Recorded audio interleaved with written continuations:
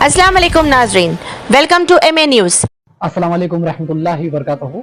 बहुत खुशी के साथ ये वीडियो बना रहा हूँ।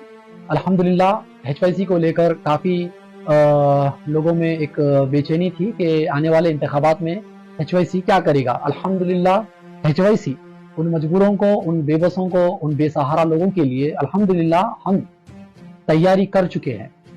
और ये एक ऐसी तैयारी है ना शहर हैदराबाद में किसी ने की होगी, ना किसी ने करने की हिम्मत की होगी, ना बोलने की हिम्मत की होगी।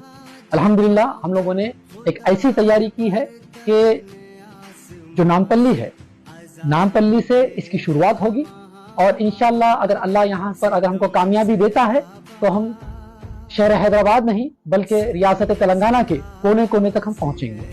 अल्हम्दुलिल्लाह हमारे कामों से सारे लोग वाकिफ है कि हम लोगों ने किस तरह से काम किया, बेसहारा लोगों का सहारा बना, बेबस लोगों की हम लोग हिम्मत बने अल्हम्दुलिल्लाह।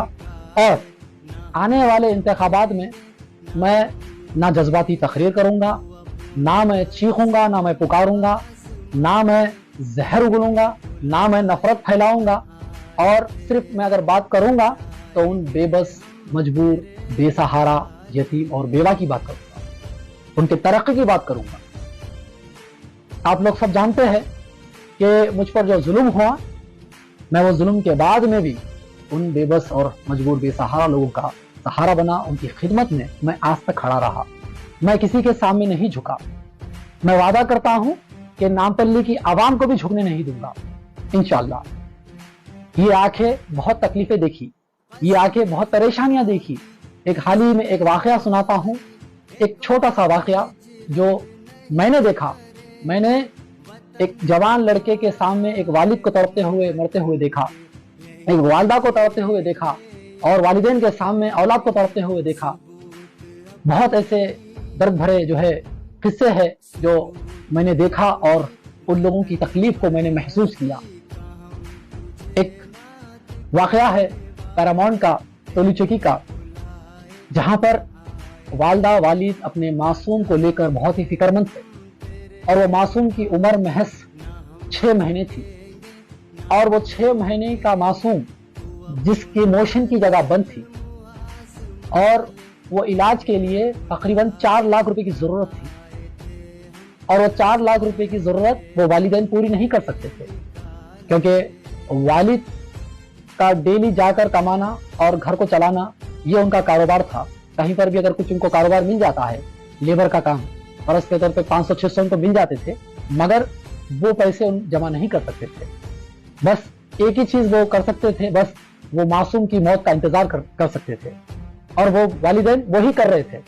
मगर अल्लाह ने मुझको जरिया बनाया और वो मासूम के घर पर गया और उनकी तकलीफ देखा। अल्हम्दुलिल्लाह मेरी एक आवाज पर उम्मत मोहम्मदिया ने उनको वो सारा रकम जमा करा दिया सिर्फ महज 24 घंटे में और वो मासूम का इलाज हो गया, सर्जरी हो गई और वो अब मासूम स्कूल को जा रहा है। तो ये एक कामयाबी है। अगर वो पैसे नहीं होते तो वो मासूम इस दुनिया में नहीं होता। तो ऐसे कई ऐसे वाकयात हैं जो मैंने देखा शहर हैदराबाद में। महज पैसे नहीं रहने के जो है वजह से कई लोग इस दुनिया से चल बसे, किसी के चाहने वाले इस दुनिया से चल बसे। बहरहाल मैं शहर नामपल्ली के लिए मैं एक मैनिफेस्टो लाया हूं जहां पर यतीमों का ख्याल रखा गया है, बेवाओं का ख्याल रखा गया है, नौजवानों का ख्याल रखा गया है, बुजुर्गों का ख्याल रखा गया है, मासूमों का ख्याल रखा गया है और हमारे बहनों का ख्याल रखा गया है। पहला मैं आपको बताने चलता हूं मुहिब नामपल्ली। इसके तहत जो भी नौजवान बेरोजगार होगा, घर का जिम्मेदार होगा, तो वैसे नौजवान को हम 1.5 लाख रुपए देने के लिए तैयार है, उसको रोजगार लगाने के लिए। फर्स्ट। दूसरी चीज, मुहाफिज यतीम व बेवा।